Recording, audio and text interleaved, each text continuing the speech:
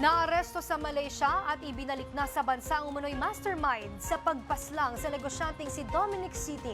Ang mga pangyayari at iba pang mga detalye ihahatid sa atin ni Ja Pregala.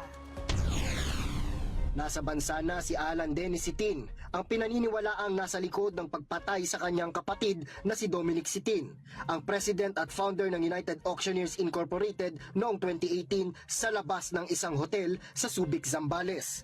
Bandang alas 11 ng gabi ng Biyernes, lumapag sa NAIA Terminal 3 ang sinasakyan nitong eroplano kung saan doon na rin inihain ang kanyang warrant of arrest. Ayon kay Philippine National Police spokesperson Jean Fajardo, nahuli si Sitin dahil sa magandang koordinasyon at pagpapalitan ng impormasyon sa kanilang mga koneksyon sa Malaysia.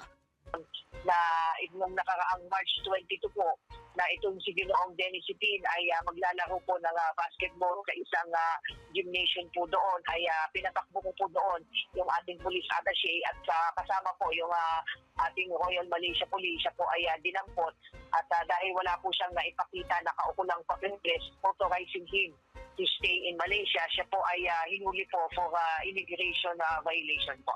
Taong 2019 nang ipakansela ng PNP ang pasaporte ni Sitin, pero nakalabas pa rin siya ng bansa.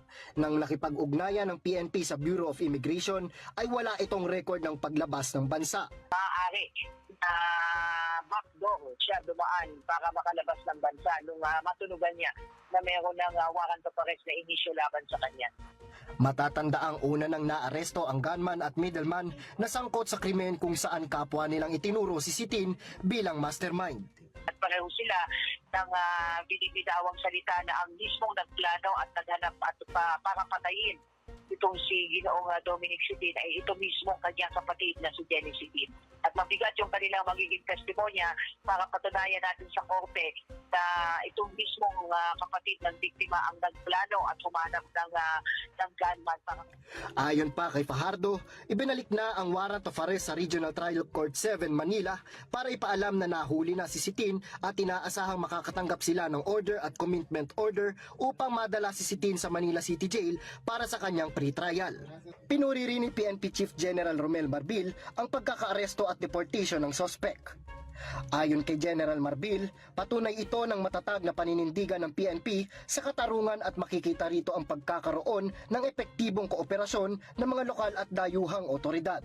Binigyang diin din niya na walang inaatrasan ang kanilang paglutas ng hustisya, high profile man ito o hindi.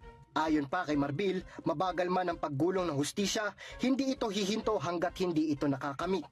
Nag-iwan din ng mensahe si Fajardo para sa publiko. Ito ay patunay na kahit gaano pa katagal ay hindi makakapagtago ang sino man sa batas natin. Basta lagi nating hiling sa ating mga kababayan na patuloy nilang pagtiwalaan ng kanilang pambansang pulisya dahil katuwag nila ang ating PNP para sa pagbibigay po ng mga hustisya sa mga nagiging biktima po ng mga krimen.